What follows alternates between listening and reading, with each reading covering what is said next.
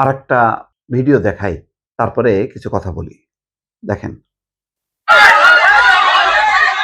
মাথাটা বেঁচে গেছে খালি আমার একটা হেলমেট পরেছিলাম বলে। আপনি দেখুন আমার জামা কাপড়ের অবস্থা, চশমা ভেঙে দিয়েছে। এরা আমাদের প্রাণে মারতে চায়। নিহত তৃণমূল কংগ্রেস কর্মীর পরিবারের সঙ্গে সাক্ষাৎ করতে গিয়ে ব্যাপক বিক্ষোভের মুখে পড়লেন অভিষেক ব্যানার্জি।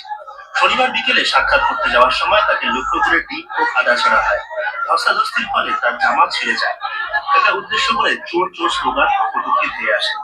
দক্ষিণ 24 পরগনার সোনারপুরে এক নিহত কর্মীর পরিবারের সঙ্গে দেখা করতে গিয়েছিলেন অভিষেক ব্যানার্জি। ওই বাড়িতে পৌঁছানোর আগে থেকেই তাকে ঘিরে বিক্ষোভ দেখান উপস্থিত ব্যক্তিরা। সাধারণ মানুষ অভিবাদন জানাচ্ছে, সৌজন্য বিনিময় করছে, নমস্কার করছে, হাত নাড়ছে।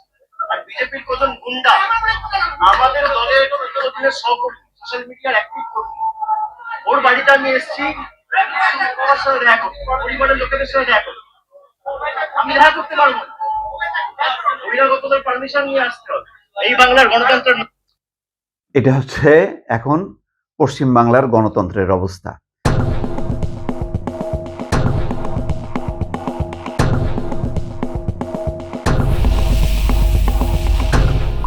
অভিষেক ব্যানার্জি, যিনি তৃণমূল কংগ্রেস, তার সাধারণ সম্পাদক, চিন্তা করেন কদিন আগে ক্ষমতায় ছিল এবং টানা 15 বছর এই দলটা ক্ষমতায় ছিল, অনেকটা আওয়ামী লীগের মতন।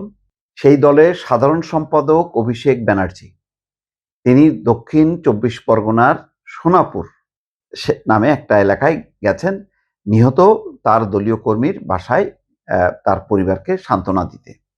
সেখানে যাবার পর তাকে যেভাবে হেনস্থ করা হয়েছে, আক্রমণ করা হয়েছে, হেলমেট পরা ছিল বলে তার মাথা বেঁচে গেছে, ডিম ছোড়া হয়েছে, জুতা মারা হয়েছে, মানে পাথর নিক্ষেপ করা হয়েছে, একটা ভয়ঙ্কর অবস্থা। এবং তারপরে আরো অনেক কাহিনী আছে। তারপরে যখন কি ফেরার পর অ্যাপোলো হসপিটাল মানে তাকে ভর্তি নেয়নি, মমতা ব্যানার্জি দৌড়ে গেছেন। তিনি বলেছেন যে উপরের নির্দেশে কোনো হাসপাতাল তাকে ভর্তি করাচ্ছে না। এইরকম একটা পরিস্থিতি, ভয়ঙ্কর পরিস্থিতি। আমাদের দেখেন, একটা গণঅভ্যুত্থানের পর রাজনৈতিক পরিস্থিতি বাংলাদেশে যেটা হয়েছে সেটা নিয়েও অনেক বিতর্ক আছে। তারপর এটা গণঅভ্যুত্থান পরবর্তী সময় আওয়ামী লীগের অত্যাচার, নির্যাতন, গুম খুন, এরকম তো আর তৃণমূল কংগ্রেস করেনি, কিন্তু আওয়ামী লীগ করেছে বাংলাদেশে। ফলে স্বাভাবিকভাবে যে রোষ ক্ষোভ সেটা দফায় দফায় সঞ্চারিত হয়েছে। এর মধ্যে আবার কিছু উগ্রবাদী মৌলবাদী শক্তি, তারা তাদের আবার এজেন্ডা বাস্তবায়নের জন্য 32 নম্বর, তারপরে বীরশ্রেষ্ঠদের ভাস্কর্য সেখানে হামলা করেছে। মানে তারা তাদের অন্য এজেন্ডা এর ফাঁকে দিয়ে বাস্তবায়ন করছে, যার জন্য 5ই আগস্টের দিন, 5ই আগস্টের পরে দিন, তারপরের দিন শুধু না, 2-3 মাস পরেও 32 নম্বরে হামলা হয়েছে, আরো বিভিন্ন জায়গায় হামলা হয়েছে। এর মূল উদ্দেশ্য ছিল আওয়ামী লীগ সহ পুরো স্বাধীনতা মুক্তিযুদ্ধের স্মৃতিটাকে শেষ করে দিয়ে নতুন সংবিধান করা, মানে আর একটা অধ্যায় রচনা করা। যাই হোক, নির্বাচনের মধ্য দিয়ে সেই অধ্যায় আর তাদের মতন করে রচিত হয়নি, সেটা আবার ফিরে এসছে মূল জায়গায়। অথচ পশ্চিমবঙ্গে একটা নির্বাচন হয়েছে এবং শান্তিপূর্ণ নির্বাচন, যদিও এই নির্বাচনের বিতর্ক আছে।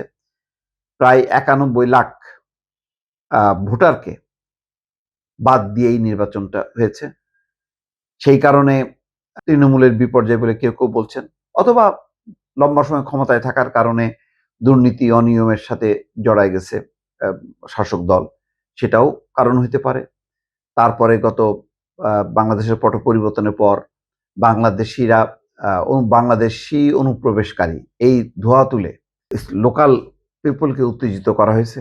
এইসব ফলে একটা, তারপরও ভোটের মাধ্যমে একটা পট পরিবর্তনের পর এখন যে ভয়াবহ পরিস্থিতি, প্রতিটা দিন যেই দৃশ্যগুলো আসছে অকল্পনীয়। মানে যেখানেই তৃণমূল নেতা কর্মীদেরকে পাচ্ছে বিজেপির কর্মীরা, সেখানে তাদেরকে পেটাচ্ছে, বেধড়ক মারধর, পুরো আইন শৃঙ্খলা পরিস্থিতির ব্যাপক অবনতি ঘটছে। এবং এটাই বিজেপির হয়তো সাধারণ চিত্র, যেই ভারতে যে রাজ্যে বিজেপি সেই রাজ্যেই অশান্তি, সেই রাজ্যেই হচ্ছে গোলমাল, সেই রাজ্যে সংখ্যালঘু মুসলমানদের কোনো অধিকার নেই, গরু খাওয়া নিষিদ্ধ, গরুর মাংস খাওয়া নিষিদ্ধ, গরু জবাই নিষিদ্ধ। এই করতে করতে এমন অবস্থা যে ঈদের জামাতও ঠিক করতে দেওয়া হয়নি খোলা জায়গায়, এমন একটা পরিস্থিতি তৈরি করছে।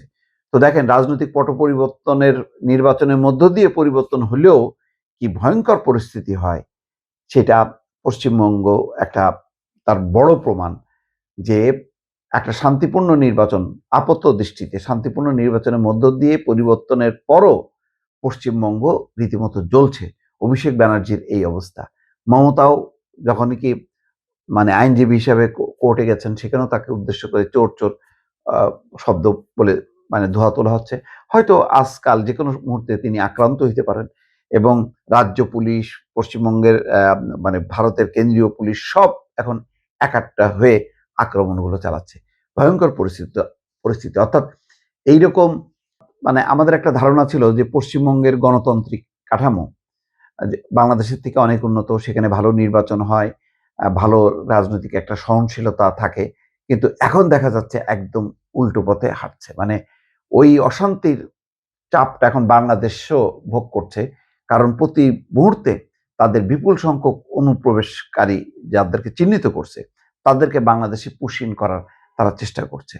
ফলে পুরো পশ্চিমবঙ্গের এই অশান্ত রাজনৈতিক পরিস্থিতির কারণে বাংলাদেশেও তার একটা চাপ বা একটা উত্তেজনা তৈরি হয়েছে। এটা কতদিন চলবে, কিভাবে চলবে, পশ্চিমবঙ্গের এই রাজনৈতিক পরিস্থিতি, রাজনৈতিক কাঠামো, এই আরো এটা 5 বছরের জন্য নির্বাচন, এইটা পরিবর্তন হবে কিনা বলা মুশকিল। শুভেন্দু অধিকারী নিজেই খুব একজন মারদাঙ্গা টাইপের নেতা। তার বক্তব্যের মধ্যে উত্তেজনা, উস্কানি সবকিছুই আছে।